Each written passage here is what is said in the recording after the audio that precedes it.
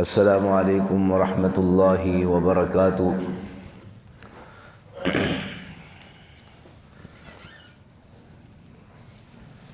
قرآن مجید کی جو آیت مقدسہ تلاوت کی گئی ہے،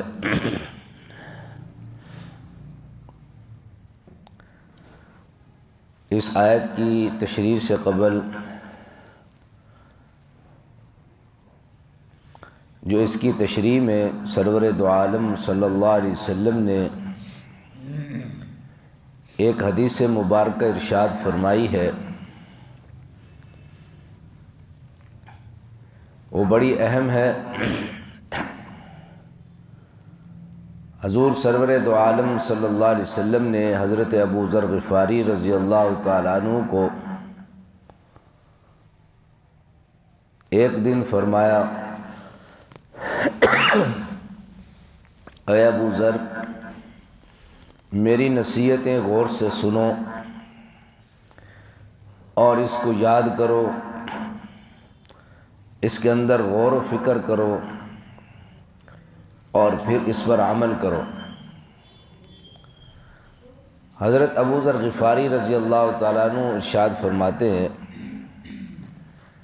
آپ نے اتنا فرمایا اور پھر خاموش ہو گئے۔ پھر دوسرے دن آپ سرور دو عالم صلی اللہ علیہ وسلم نے فرمایا، اے ابو ذر، میری نصیحتیں غور سے سنو، اس کو یاد کرو اور اس پر غور و فکر کرو اور اس پر عمل کرو۔ پھر آپ سرور دو عالم صلی اللہ علیہ وسلم خاموش ہو گئے، اور تیسرے دن میں اس انتظار میں رہا کہ آپ سرور دو عالم صلی اللہ علیہ وسلم وہ کون سی نصیحتیں ہیں جو مجھے ارشاد فرمانے والے ہیں۔ تیسرے دن بھی آپ نے یہی ارشاد فرمایا، چوتھے دن بھی یہی ارشاد فرمایا، پھر پانچویں دن بھی آپ نے یہی ارشاد فرمایا، آگے نصیحتیں نہیں کی۔ چھٹے دن بھی آپ نے یہی ارشاد فرمایا اور نصیحتیں نہیں فرمائی۔ اور میں اس انتظار میں رہا کہ آپ سرور دو عالم صلی اللہ علیہ وسلم کیا ارشاد فرماتے ہیں۔ علماء نے لکھا ہے، دراصل آپ سرور دو عالم صلی اللہ علیہ وسلم ان نصیحتوں کی اہمیت بیان کرنا چاہتے تھے کہ تاکہ ابو ذر ان نصیحتوں کے سننے کے بارے میں اپنا ذہن بنا لے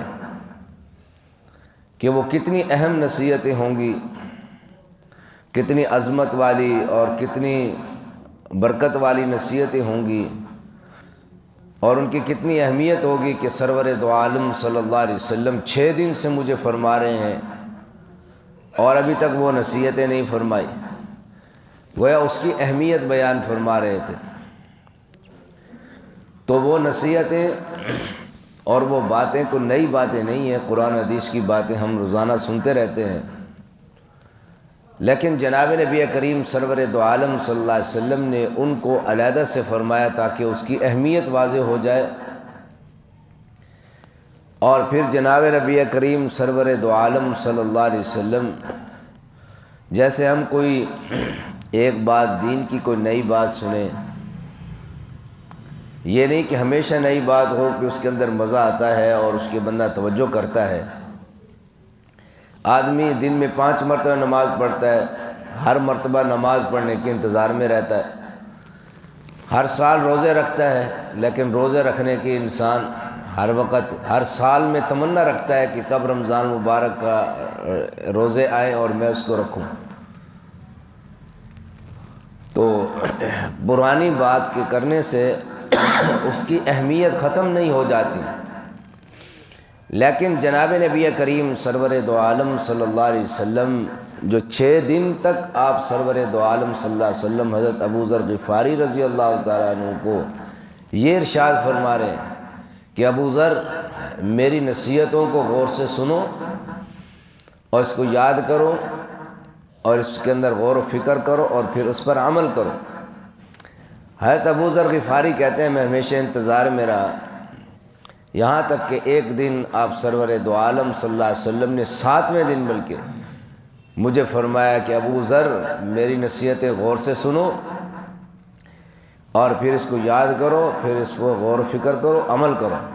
تمہاری نجات کے لیے کافی ہے۔ میں نے عرض کی یا رسول اللہ صلی اللہ علیہ وسلم آپ ضرور ارشاد فرمائیے۔ جناب نبی کریم صلی اللہ علیہ وسلم نے ارشاد فرمایا اے ابو ذر غفاری، ظاہر اور باطن میں تقوی اختیار کرو۔ پہلی نصیحت یہ فرمائی ظاہر اور باطن میں تقوی اختیار کرو، تمہارے ظاہر میں بھی تقوی ہو، باطن میں بھی تقوی ہو۔ دوسری بات ارشاد فرمائی میں جب تم سے کوئی گناہ ہو جائے تو فوری طور پر تم نیکی کرو، اللہ کی طرف رجوع کرو تاکہ تمہارا گناہ مٹ جائے۔ اور اسی پر جناب نبی کریم صلی اللہ علیہ وسلم فرمایا اتبع السیئۃ الحسنۃ تمحوھا، فرمایا کہ برائی کے پیچھے نیکی کو لگا تاکہ وہ برائی کو نیکی ختم کر جائے۔ ان الحسنات یذہبن السیئات، کہ جو نیکی ہیں وہ انسان کی برائیوں کو ختم کر دیتی ہیں۔ برائی کے پیچھے نیکی کو لگا۔ اور پھر جناب نبی کریم سرور دو عالم صلی اللہ علیہ وسلم نے ارشاد فرمایا استغفار کثرت سے کرو، اور فرمایا کہ دو آدمیوں کے درمیان فیصل کے لیے مت تیار ہو جاؤ۔ اور پانچویں نصیحت آپ سرور دو عالم صلی اللہ علیہ وسلم نے ارشاد فرمایا کسی کی امانت مت رکھو۔ یہ 5 باتیں تمہاری نجات کے لیے کافی ہیں۔ 6 دن تک آپ اس کو بیان فرماتے رہے، 7ویں دن یہ باتیں 5 ارشاد فرمائی۔ ظاہر اور باطن میں تقوی اختیار کرو، برائی کے پیچھے نیکی کو لگاؤ، اور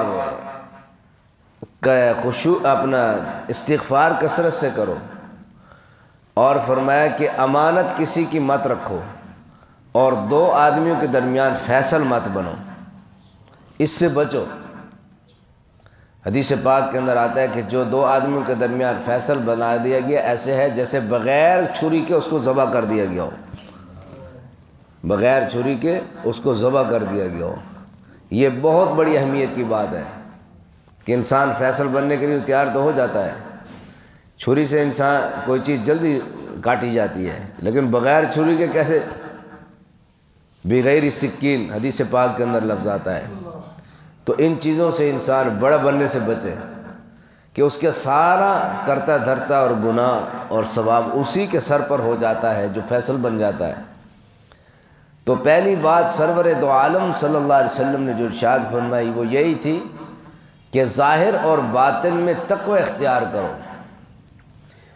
دین کی اصل روح وہ تقوی ہے۔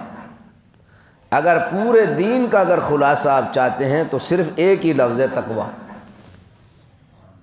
اسی کے اندر جناب نبی کریم سرور دو عالم صلی اللہ علیہ وسلم نے ساری چیزیں بیان فرما دی ہیں۔ آپ کو اللہ رب العزت نے یہ طاقت اور قوت عطا فرمائی تھی کہ اگر آپ بڑی سی بڑی بات کو ارشاد فرمانا چاہتے تو ایک جملے میں فرما دیتے، اور آپ سرور دو عالم صلی اللہ علیہ وسلم کسی چیز کی تفصیل بیان کرنا چاہتے تو آپ سرور دو عالم صلی اللہ علیہ وسلم علم کے سمندر بہا دیتے۔ یہ جناب نبی کریم سرور دو عالم صلی اللہ علیہ وسلم کو اللہ نے یہ خاصیت عطا فرمائی تھی۔ تو حضور سرور دو عالم صلی اللہ علیہ وسلم نے ایک ہی جملے میں فرمایا کہ تقوی اختیار کرو، اور یہ تقوی ایسی چیز ہے اللہ رب العزت نے آدم علیہ السلام سے لے کر حضور سرور دو عالم صلی اللہ علیہ وسلم تک جتنے نبی آئے ان کو اور ان کی امتوں کو اللہ نے تقوی کی وصیت فرمائی۔ وَلَقَدْ وَصَّيْنَا الَّذِينَ أُوتُوا الْكِتَابَ مِن قَبْلِكُمْ وَإِيَّاكُمْ أَنِ اتَّقُوا اللَّهَ۔ اللہ رب فرماتا ہے وَلَقَدْ وَصَّيْنَا الَّذِينَ أُوتُوا الْكِتَابَ، ہم نے ان لوگوں کو جن کو ہم نے کتاب دی ہے تورات زبور انجیل، ہم نے ان کو یہ وصیت کی تھی کہ تقوی اختیار کرو۔ اوتوا الکتاب من قبلکم، آپ سے پہلے جو کتاب ہے جن کو دے گی، ان اتقوا اللہ، اللہ سے ڈرو، تقوی اختیار کرو۔ جناب نبی کریم صلی اللہ علیہ وسلم صلی اللہ علیہ وسلم فرمایا جہاں کہیں ہو تم تقوی اختیار کرو۔ فرمایا واللہ معکم اینما کنتم، جہاں تم ہوتے ہو وہاں اللہ تمہارے ساتھ ہوتا ہے۔ تو ظاہر اور باطن میں تقوی اختیار کرنے کا مطلب یہ ہے، ظاہر انسان کے یہ اعضاء ہیں کہ انسان کے ظاہر کے اعضاء وہ شریعت کے مطابق ہو جائیں، یہ تقوی ہے کہ انسان کے بال شریعت کے مطابق ہوں، داڑھی شریعت کے مطابق ہو، لباس شریعت کے مطابق ہو، اٹھنا بیٹھنا شریعت کے مطابق ہو، کھانا پینا شریعت کے مطابق ہو، حضور سرور دو عالم صلی اللہ علیہ وسلم کی سنت کی اتباع میں ہو۔ یہ ہے ظاہر میں تقوی۔ انسان ظاہری طور پر اس تقوی کو اختیار کر رہا ہے، اور نماز پڑھنا، اللہ رب العزت کے احکامات کی بجاوری لانا، اور ظاہر میں لوگوں کے سامنے بھی اللہ سے ڈرنا، کہ کئی لوگ جرت میں جیسے کافر ہوتے ہیں، اللہ رب العزت کے بارے میں نازیبہ کلمات کہتے ہیں، سرور دو عالم صلی اللہ علیہ وسلم کے بارے میں نازیبہ ان کی زبان سے کلمات نکلتے ہیں، اور نازیبہ مجلسوں میں بیٹھتے ہیں، اور نازیبہ ناشائستہ حرکات کرتے ہیں۔ یہ تقوی کے خلاف چیزیں ہیں۔ اسلام کے احکامات وہ دو قسم پر ہیں، ایک وہ احکامات ہیں جو انسان کو فرائض ہیں اور حقوق ہیں، کہ جو انسان فرائض اپنے جسم سے بجا لاتا ہے، نماز ہے، روزہ ہے، حج ہے، زکوٰۃ ہے، اور اسی طرح اخلاقیات ہے، یہ انسان کے ظاہری اعضاء سے انسان کے وہ احکامات جو اللہ نے لاگو کیے، اور کچھ ایسے احکامات ہیں کہ جو ظاہری ہیں اور وہ اللہ رب العزت نے ان سے منع کیا ہے۔ اور انسان جو ہے کہ یہ ہاتھ کسی پر غلط نہ اٹھے، یہ زبان غلط کسی پر نہ بولے، یہ آنکھ غلط نہ دیکھے، یہ کان غلط نہ سنے، یہ ہاتھ غلط نہ لکھیں، یہ پاؤں غلط چل کر نہ جائیں۔ تو یہ انسان کے وہ شریعت کے احکامات ہیں جو انسان کے ظاہر پر لاگو ہوتے ہیں، کہ اللہ کے بعض حکم ہیں جو کرنے کے ہیں، اور بعض حکم ایسے ہیں جو نہ کرنے کے ہیں۔ جو کرنے کے ہیں ان کو اوامر کہتے ہیں، جو نہ کرنے کے ہیں ان کو نواہی کہتے ہیں۔ امر بالمعروف نہی عن المنکر، نیکی کا حکم، برائی سے منع، یہ دونوں اللہ کے حکم ہیں، کرنے کا حکم، نہ کرنے کا حکم۔ اور انسان کے باطن کے ایسے احکامات ہیں بعض جو وہ بھی دو قسم پر ہیں شریعت کے، ایک کرنے کے ہیں اور ایک نہ کرنے کے ہیں۔ کرنے کے احکام انسان کی یہ ہے کہ انسان باطن میں ہر ایک دل کے اندر ایک دوسرے کی خیر خواہی سوچے، اللہ کی خشیت سوچے، ہر جگہ یہ تصور کرے کہ میں یہاں ہوں، میرے ساتھ میرے اللہ مجھے دیکھ رہے ہیں، اور دل کے اندر جو ہے وہ انسان تواضع، عاجزی، انکساری، خیر خواہی کے جذبات دل سے ابھارنے کی کوشش کرے، دل میں ڈالنے کی کوشش کرے۔ یہ ہے انسان کے وہ کرنے کے احکام جو انسان دل کے اندر کرتا ہے، اور جو نہ کرنے کے ہیں دل کے اندر تکبر ہے، حسد ہے، کینہ ہے، بغض ہے، بدخواہی ہے، یہ انسان کے اندر کے نہ کرنے کے کام ہیں۔ تو شریعت نے جو حکم دیا ہے وَذَرُوا ظَاهِرَ الْإِثْمِ وَبَاطِنَهُ، فرمایا ظاہر کے گناہ بھی چھوڑو اور باطن کے گناہ بھی چھوڑو، تاکہ اللہ تم مسلمان ہو، جناب نبی کریم سرور دو عالم صلی اللہ علیہ وسلم جیسی پاکیزہ شخصیت کے تم امتی ہو۔ وہ کتنے پاک تھے، گفتگو پاک، کھانا پینا پاک، اٹھنا بیٹھنا پاک۔ سرور دو عالم صلی اللہ علیہ وسلم کے پوری انسانیت کے لیے آپ کے جذبات کتنے پاک تھے، خیالات کتنے پاک تھے، کتنی خیر خواہی تھی امت کے لیے۔ وہی جذبات ہمارے دل کے اندر ہم پیدا کرنے کی کوشش کریں۔ یہ سرور دو عالم صلی اللہ علیہ وسلم کی ہمیں یہ تعلیمات ہے۔ تو ظاہر کے گناہ اور باطن کے گناہ یہ چھوڑنا، اسی کو تقویٰ کہتے ہیں۔ یہی تقویٰ اپنانے کی ہم نے کوشش کرنی ہے۔ اور فرمایا کہ تقویٰ جو ہے وہ کیسے حاصل ہوگا؟ فرمایا 3 باتیں اختیار کرنے سے انسان تقویٰ اختیار کر لیتا ہے۔ سب سے پہلی بات یہ ہے کہ انسان کے دل میں جو تقویٰ آئے گا، تقوی والی زندگی آئے گی، اس کے لیے سب سے پہلے اولیاء اللہ کی صحبت ضروری ہے۔ جب تک کسی اللہ والے کی صحبت میں نہیں بیٹھیں گے تو اس وقت تک تقویٰ اختیار نہیں کریں۔ کتابیں پڑھنے سے اور اسی طرح خود اپنے جذبہ پیدا کرنے سے کچھ دن کا یہ تقوی مہمان ہوتا ہے، ہمیشہ کے لیے تقوی نہیں آتا۔ ہمیشہ کے لیے جو انسان کی طبیعت کے اندر تقوی کی زندگی رچ اور بس جاتی ہے، وہ کیا ہوتی ہے؟ وہ کسی اللہ والے کی صحبت ہوتی ہے، وہ انسان کو کیمیا بنا دیتی ہے، قیمتی بنا دیتی ہے۔ ہمارے حضرت شاہ عبد القادر رائے پوری رحمۃ اللہ علیہ، رائے پور کی خانقاہ کے اندر معلوم نہیں کتنے سال، بعض لوگوں نے 19 سال لکھے، بعض نے 23 سال لکھے ہے، بہت بڑے عالم تھے۔ عطاء اللہ شاہ بخاری رحمۃ اللہ علیہ کے یہ مرشد تھے۔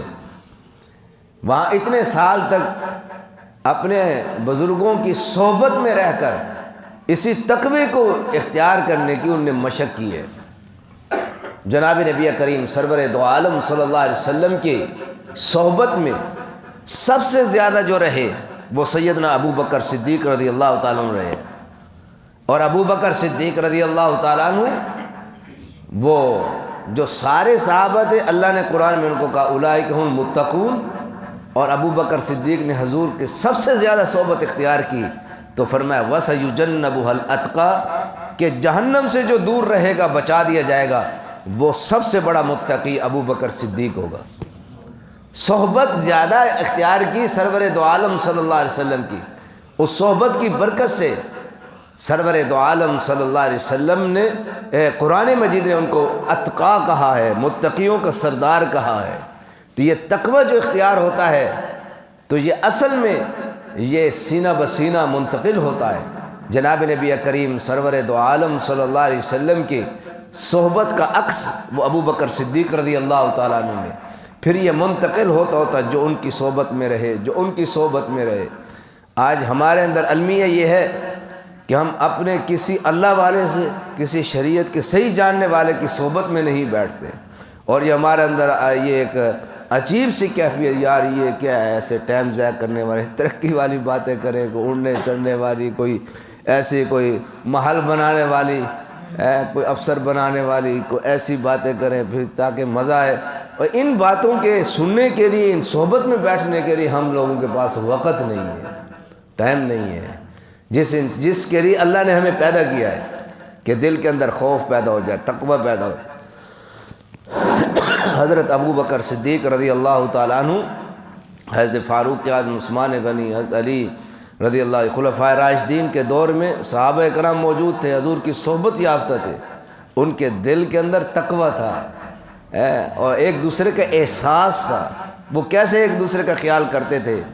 بکری اور بھیڑیا کٹھے جو ہے وہ گھاس کھا رہے، بھیڑیا اور بکری کٹھے گھاس کھا رہے ہیں۔ ابھی میں سعودی عرب گیا، وہاں جموم کے علاقے میں بھیڑیا اور بکری کٹھے گھاس کھا رہے تھے، میں نے دیکھا وہ۔ یہ حالت ہوتی ہے کہ جب انسان، اس علاقے کے لوگ تقوی اختیار کرتے ہیں، انصاف کرتے ہیں تو اللہ سے خوف ہوتا ہے۔ تقوی کا مطلب یہی ہے کہ صحبت کے اندر انسان بیٹھ کر اور دن رات دیکھتا ہے کہ یہ اللہ والا کیسے کرتا ہے اور یہ ہمیں کیا منتقل کر رہا ہے۔ جناب نبی کریم سرور دو عالم صلی اللہ علیہ وسلم کی جو صحابہ ہیں، وہ صحابہ اس لیے کہ وہ صحبت سے ہے، اس لیے بزرگ کہتے ہیں صحبت صالح ترا صالح کنت، صحبت طالح ترا طالح کنت۔ نیک آدمی کی صحبت تجھے نیک بنا دے گی اور برے آدمی کی صحبت تجھے برا بنا دے گی۔ حضور سرور دو عالم صلی اللہ علیہ وسلم نے اس کی مثال دی ہے۔ نیک آدمی کی صحبت کی مثال عطار کی دکان کی طرح ہے کہ انسان جو ہے وہاں اگر عطر خریدتا بھی نہیں تو جتنی دیر بیٹھے گا تو خوشبو آئے گی، اس کا دماغ معطر رہے گا۔ اور فرمایا کہ بری صحبت کی مثال فرمایا لوہے کی بٹھی کی طرح ہے کہ انسان لوہا نہ بھی خریدے، وہاں سے گزرے تو اس کے کپڑے ضرور میلے ہوں گے، اس کا دماغ ضرور جو ہے وہ تعفن والا ہوگا، بدبودار ضرور ہوگا کہ لوہے پگھلنے کی بدبو آئے گی۔ تو اسی طرح ہماری نوجوان نسلیں اس طرف لپکتی ہیں کہ جہاں پر دنیا کی چمک دھمک ہے، خواہشات ہے، وہاں پر برے جذبات ہیں، ان صحبتوں میں بیٹھ کر تو ہمارا یہ معاشرہ بگڑتا ہی چلا جا رہا ہے۔ جب نیک لوگوں کی صحبت میں بیٹھیں گے، جہاں انصاف کی بات ہے، تقوی کی بات ہے، اللہ سے ڈرنے کی بات ہے، اچھے اخلاق کی باتیں ہو رہی ہیں، ان صحبتوں میں جب بیٹھیں گے تو انشاءاللہ انسان عمل تو نہیں کرے گا تو کم از کم بد عملی بھی نہیں کرے گا، تو یہ صحبت کا اثر ہوگا۔ تو اس لیے صحبت تقوی اختیار کرنے کے لیے سب سے پہلی ضرورت ہے۔ دوسرا علاج اس کا یہ فرمایا روحانی معالجین نے، دوسرا علاج یہ ہے کہ انسان روزانہ کی بنیاد پر مراقبہ کرے، روزانہ مراقبہ کرے۔ اور مراقبے کا مطلب یہ ہے کہ انسان تھوڑی دیر علیحدہ بیٹھ کر سوچے کہ میں نے آج جو ہے میرے جسم نے کتنے گناہ کیے ہیں، میرے دل نے کس کس کے بارے میں بدخواہی کی ہے، آج میں نے کہاں کہاں تکبر کیا ہے، کس کس کے بارے میں بدخواہی کے بارے میں سوچا ہوں، کس کس کے بارے میں برے جذبات مجھے آئے ہیں۔ تو جب انسان یہ سوچے گا بیٹھ کر، اپنا محاسبہ کرے گا بیٹھ کر، تو اس وقت فرمایا کہ اس کو احساس ہوگا کہ یہ کام میں نے غلط کیا ہے، یہ مجھے نہیں کرنا چاہیے تھا۔ فرمایا یہی دراصل احساس کا پیدا ہونا یہی ہے تقوی کی بنیاد، کہ انسان کو پتہ چلتا ہے کہ میں نے اچھا کیا ہے یا برا کیا ہے۔ ایک بزرگ تھے حضرت ڈاکٹر عبدالعارفی رحمۃ اللہ علیہ، وہ جسمانی معالج بھی تھے، اللہ نے روحانی معالج بھی انہیں بنایا تھا۔ وہ فرمانے لگے انسان کو جو اللہ نے اعضاء اور جوارح عطا فرمائے ہیں، عقل ہے، آنکھ ہے، کان ہے، انسان کے ہاتھ ہیں، جسم ہے، یہ اللہ نے انسان کو دیے۔ انسان عقل سے سوچتا ہے، دل سے سوچتا ہے، اعضاء سے استعمال کرتا ہے۔ فرمایا کہ جیسے انسان اس کو دنیاوی فائدے کے لیے انسان استعمال کرتا ہے، اسی طرح انسان اپنے روحانی فائدے کے لیے اور اپنے دینی فائدے کے لیے بھی انسان ان سے کام لے۔ آنکھ سے انسان دینی فائدے کے لیے کام لے، زبان سے دینی فائدے کے لیے کام لے، کان سے انسان دینی فائدے کے لیے کام لے، عقل سے انسان سوچے۔ جیسے انسان عقل سے سوچتا ہے کہ میں نے اتنے مرلے زمین لیے، اس کی میں نے کیسے سیٹنگ کرنی ہے، کمرے کیا بنانے ہیں، یہ میں نے کاروبار کی یہ چیزیں لینی ہے، اس میں کیا کیا کرنا ہے، جب اس بارے میں انسان سوچتا ہے تو فرمایا کہ اپنے دین کے بارے میں بھی عقل سے سوچے کہ میں نے کیا کرنا ہے، کیا نہیں کرنا۔ اور آنکھ سے جب انسان دیکھ کر کوئی چیز پسند کرتا ہے یا اس کے نفرت کرتا ہے، تو اسی آنکھ کو انسان وہ زاویہ نگاہ بنا لے کہ جس کے ذریعے انسان جو شریعت نے اسے حکم دیا ہے، کان کو بھی ایسے بنا لے، زبان کو بھی ایسے بنا لے، تو اللہ رب العزت جو ہے اسے تقوی کے راستے پر جو ہے وہ اللہ رب العزت چلا دیتے ہیں۔ یہ دوسرا کام ہے۔ اور فرمایا جو آدمی تقوی اختیار کرے گا، فرمایا اس کے لیے کیا ہے، اللہ کے قرآن نے ارشاد فرمایا وَمَن يَتَّقِ اللَّهَ يَجْعَلْ لَهُ مَخْرَجًا، فرمایا کہ جو آدمی تقوی اختیار کرتا ہے، اللہ اس کے لیے راستہ اختیار کرتا ہے، اللہ تعالیٰ اس کے لیے راستے کھول دیتے ہیں۔ وَيَرْزُقْهُ مِنْ حَيْثُ لَا يَحْتَسِبُ، اور اللہ اس کو ایسی جگہ سے رزق عطا فرماتے ہیں جہاں سے اس کو گمان بھی نہیں ہوتا، اللہ ایسی جگہ سے رزق عطا فرماتے ہیں۔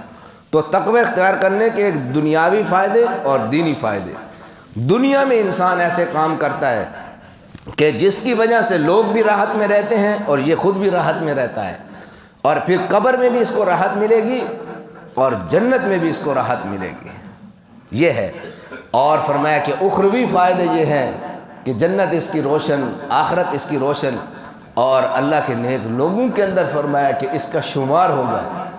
فرمایا کہ جنت کے فرمایا کہ 100 درجے ہیں، اور ہر درجے کے درمیان فرمایا زمین و آسمان کے درمیان کا فاصلہ ہے۔ فرمایا کہ یہ کس کو ملے گی، فرمایا جو متقی آدمی ہوگا اللہ اس کو یہ جنت عطا فرمائے گی۔ پھر آپ صلی اللہ علیہ وسلم فرمایا کہ جب بھی اللہ سے سوال کرو جنت الفردوس کا سوال کرو کہ یا اللہ مجھے جنت الفردوس عطا فرما۔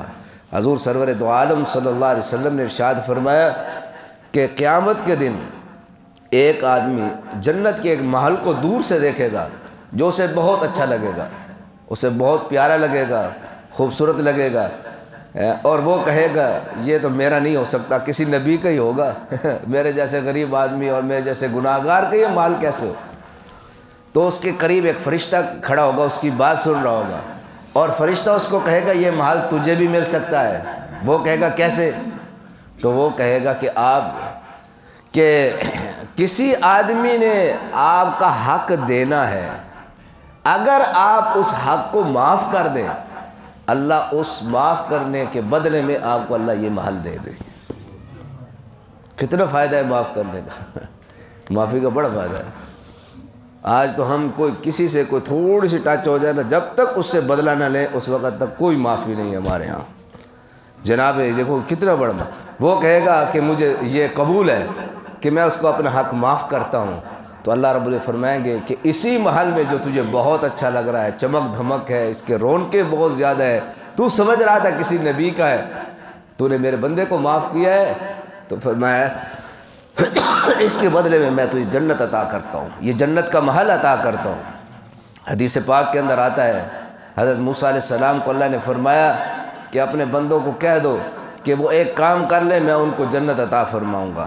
تو فرمایا کہ میرے بندوں کے حقوق ادا کرتے رہیں، اور اگر وہ زندہ ہیں تو ان سے معافی مانگ لیں، جا کر ان سے اپنا حق معاف کروا لیں، میں ان کو جنت دوں گا۔ حضرت موسیٰ علیہ السلام نے عرض کی یا اللہ اگر وہ دنیا سے چلے گئے، تو اللہ رب العزت فرمایا کہ میں تو زندہ ہوں، تو ان کے حق میں مجھ سے معافی مانگے اور میری عبادت کی بجاوری کریں، استغفار کریں، اپنی گناہ پر نادم ہو، آئندہ کے لیے عزم کریں گناہ نہ کرنے کا، تو جو انہوں نے حق دینے تھے ان لوگوں کے جو دنیا سے چلے گئے، تو ان کی طرف سے میں ان کے حق ادا کر دوں گا اور ان کو میں جنت میں ڈال دوں گا۔